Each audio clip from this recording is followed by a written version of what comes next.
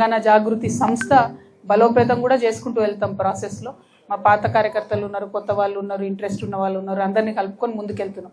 అల్టిమేట్గా మేము ప్రజలకు ఒక్క చిన్న సమస్య పరిష్కారం చూపగలిగిన మంచిదే అనే ఉద్దేశంతో వెళ్తా ఉన్నాం. ఏమో ఇంట్రెస్టింగ్ ఉంది, ఏం జరుగుతుందో అర్థమైతలేదు. కానీ ఒకటి బాధ కూడా ఏంది అని అంటే, అన్ని పార్టీలలో అందరు పెద్ద నాయకులు ఓన్లీ జూబ్లీహిల్స్నే ఉన్నారు. నిజంగా నిన్న ఒక రైతు ఒక మాట అన్నాడు, జూబ్లీహిల్స్లో రైతులు ఉంటే మాత్రం ఇమీడియట్గా మా పత్తి పరిష్కారం అవుతుండే, పత్తి సమస్య అన్నాడు. ఇప్పుడు ఆడ రైతులు లేరు, ఎలక్షన్ నడుస్తుంది కాబట్టి అసలు రైతులు వీళ్ళు ఇక్కడ పట్టించుకుంటలేరు. అదే ఏదైనా ఒక రూరల్ నియోజకవర్గంలో ఎలక్షన్ అయితే ఖచ్చితంగా ఇవాళ మొత్తం తడిసిన వడ్లు కొనేటోళ్ళు, తడిసిన మక్కలు కొనేటోళ్ళు, తడిసిన పత్తి కొనేటోళ్ళు. ఎన్నికలు అర్బన్ ఏరియాలో అవుతుంది, పట్టణంలో అవుతుంది కాబట్టి రైతుల్ని పట్టించుకుంటలేరు. అది మాత్రం చాలా దారుణం.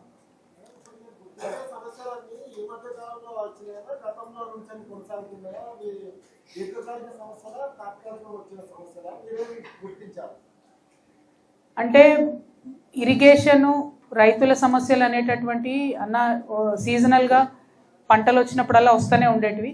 కానీ ఈసారి ప్రకృతి వైపరీత్యం కూడా దానికి తోడైంది. ఇరిగేషన్ సమస్యనేమో ప్రభుత్వాలు తీర్చగలిగింది, వాళ్ళ చేతులు ఉన్నాయి. ప్రకృతి వైపరీత్యం వాళ్ళ చేతులు లేదు. కానీ ప్రకృతి వైపరీత్యమైన, ప్రభుత్వ వైఫల్యమైన అల్టిమేట్గా రైతులు, ప్రజలు సఫర్ అవుతూ ఉన్నారు. సో మా దృష్టికి వచ్చినటువంటి అంశాలను ఎత్తి చూపించి ప్రభుత్వాల దృష్టిని ఆకర్షిస్తే తొందరగా పరిష్కారం అయితే అనుకుంటున్నాం. ఉదాహరణకు బోత్ నియోజకవర్గం పిప్రి గ్రామం నుంచి బట్టి విక్రమార్క గారు పాదయాత్ర చేసిండ్రు. మరి ఆయన ఇలా డిప్యూటీ చీఫ్ మినిస్టర్గా ఉన్నారు, ఫైనాన్స్ మినిస్టర్గా ఉన్నారు. వారు అనేక మాటలు ఇచ్చిర్రు అక్కడ. ఇప్పుడు ఆ మాటలన్నీ తీసుకొని మళ్ళీ ఆయనకు ఒక ఉత్తరం రాస్తాం మేము, అన్న మీరు ఇక్కడికి వచ్చిర్రు, ఇన్ని మాటలు ఇచ్చిపోయినరు అని. ఇలా ఆయన్నే ఇచ్చే చోట ఉన్నాడు కాబట్టి, ఆయన ఇవ్వగలిగే స్థానంలో ఉన్నాడు కాబట్టి ఖచ్చితంగా ఎంతో కొంత సమస్యలు పరిష్కారం అవుతాయి. ఆయన ఇచ్చిన మాటలు నిలబెట్టుకుంటారని మా ప్రయత్నం. థ్యాంక్ యూ అన్న, థ్యాంక్ యూ అందరికీ. జై తెలంగాణ, జై జాగృతి. క్యా హువా అన్న, క్యా అన్న, ఎప్పుడైంది?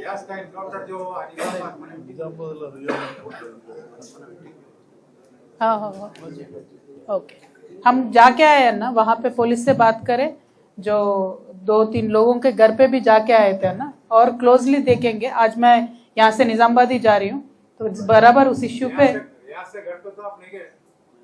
हाँ अन्ना, नहीं गए अन्ना, देखेंगे ना एक बार वहाँ जाके बात करके. मैं आज भी जा रही हूँ निजामाबाद, इश्यू पे जरा सोचेंगे उसके बारे में. हम बहुत हमदर्द है, हमदर्दी से ही सोचेंगे अन्ना. Thank you. जय तेलंगाना.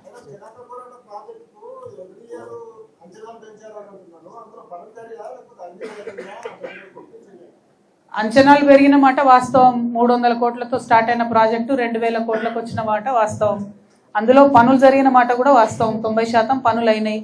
26 గేట్లు పెట్టి ఉన్నాయి ఆల్రెడీ. మనం నిన్న పోయే వరకు మెయిన్ కెనాల్స్ తవ్వి ఉన్నాయి. ఓన్లీ కొన్ని చిన్న చిన్నవి మాత్రం పెండింగ్ ఉన్నాయి. సో ఆ చిన్న చిన్న కెనాల్స్, లింక్ కెనాల్స్, అదేవిధంగా మహారాష్ట్ర సైడ్ ఉన్న 1700 ఎకరాల ల్యాండ్ అక్విజిషన్, ఇది జరిగిపోతే ప్రాజెక్టు స్టార్ట్ అయిపోతుంది.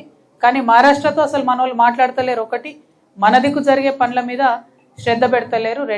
ఆ రెండు విషయాల్ని కూడా మేము ప్రభుత్వం దృష్టికి తీసుకుపోవడానికే చెనాక కొరాట విజిట్ అనేది పెట్టుకోవడం జరిగింది.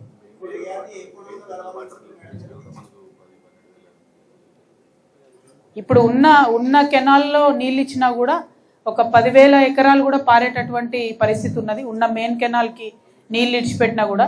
అయితే ఇక మీరు చూస్తున్నారు, ఇక నేను ఇంకా డీప్గా చెప్పదలుచుకోలే, కానీ గేట్లు వేస్తున్నారు, తీస్తున్నారు ఇసుక మాఫియా కోసం. అది మీ అందరి దృష్టిలో కూడా ఉన్నది. సో ప్రాజెక్ట్ని వేరే రకంగా వాడుకుంటున్నారు, రైతుల కోసం కాకుండా పైసల కోసం వాడుకుంటున్నారు.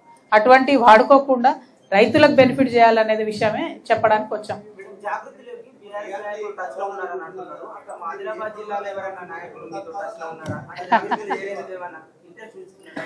అంటే జాగృతి ఎజెండా సింపుల్ బ్రదర్, సామాజిక తెలంగాణ సాధించాలనుకుంటున్నాం. ప్రతి పేదవాడికి న్యాయం జరగాలి, మహిళలకు, యువతులకు న్యాయం జరగాలనే ఉద్దేశంతో మేము ముందుకు వెళ్తా ఉన్నాం. మా ఎజెండా నచ్చి చాలా మంది వస్తున్నారు, ఎవరు వచ్చినా వెల్కమ్ చేస్తున్నారు. కొంతమంది విమర్శిస్తున్నారు, వారిని కూడా వెల్కమ్ చేస్తున్నాం. సో నేనేమంటున్నా, అన్ని పార్టీలలో ఉన్నారు, అట్లేం లేదు. ఒకళ్ళు వీళ్ళు వాళ్ళని కాదు, అందరూ ఉన్నారు. కాకపోతే ఇప్పుడు అవసరం ఏమున్నది, ఫస్ట్ ఇష్యూ ప్రజల ఇష్యూ, ప్రజా సమస్యల ఇష్యూ, వాటి మీద ఫోకస్ పెట్టినాం. Thank you. జై తెలంగాణ.